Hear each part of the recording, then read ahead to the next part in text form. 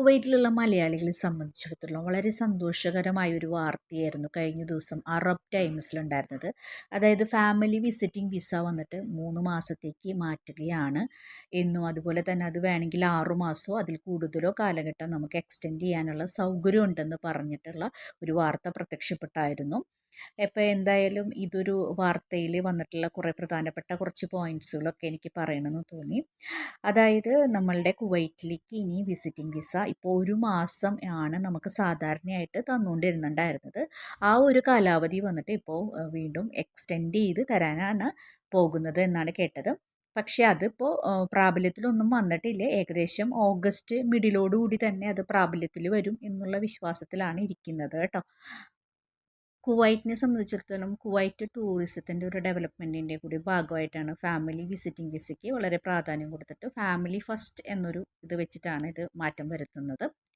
അപ്പോൾ അതിൽ പ്രധാനമായിട്ടും നമുക്ക് ഇത് ഫാമിലി വിസിറ്റിംഗ് വിസയിൽ എടുക്കുമ്പോൾ തന്നെ നമ്മളുടെ 4th ഡിഗ്രി റിലേറ്റീവ്സ്, അതായത് സഹോദരങ്ങൾക്ക് കൂടി നമുക്ക് വിസിറ്റിംഗ് വിസ എടുക്കാനുള്ള ഒരു അനുമതി കൂടി ഈ ഒരു വിസിറ്റിംഗ് വിസയിൽ വരുന്നുണ്ടെന്നുള്ളതാണ് കേട്ടത്. പിന്നെ ഏവിയേഷൻ നിയമങ്ങളിലാണ് ചെറിയൊരു മാറ്റം വന്നിട്ടുള്ളത്. അതായത് നമ്മൾ കുവൈറ്റിൽ visiting visa family visiting visa എടുക്കുമ്പോൾ ഫാമിലിനെ നമ്മൾ സാധാരണയായിട്ട് കുവൈറ്റിലെ എയർലൈൻസ് ആയിട്ടുള്ള കുവൈറ്റ് എയർവേസ്, ജസീറാസ് മുതലായവയൊക്കെ ആയിരുന്നു നമ്മൾ ആദ്യം വിസിറ്റിംഗ് വിസ എടുക്കുമ്പോൾ നമുക്ക് വിസിറ്റിംഗ് വിസ അപ്രൂവൽ ആവണേന് വേണ്ടിയിരുന്നത്. ഇപ്പോൾ നമുക്ക് എല്ലാ എയർലൈൻസും നമുക്ക് യൂസ് ചെയ്യാമെന്നുള്ളതാണ് വന്നിട്ടുള്ളത്.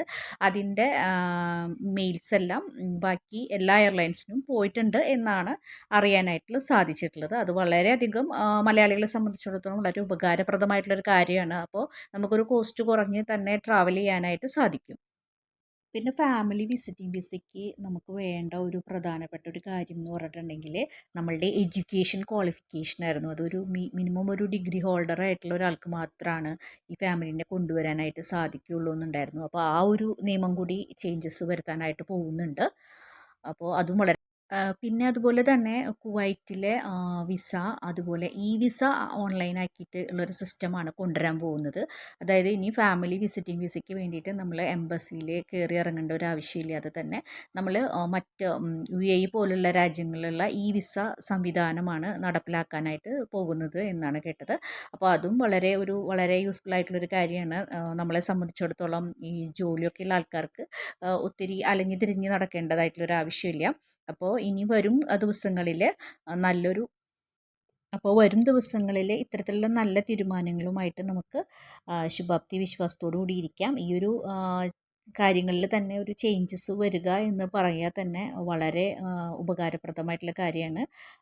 അതായത് എയർലൈൻസ് നമുക്ക് ഏതും യൂസ് ചെയ്യാമെന്നുള്ളതും, അതുപോലെ തന്നെ 3 മാസത്തേക്ക് വിസിറ്റിംഗ് വിസ മാറ്റുന്നു എന്നുള്ളതും ഒക്കെ വളരെ സന്തോഷപ്രദമായിട്ടുള്ള കാര്യം.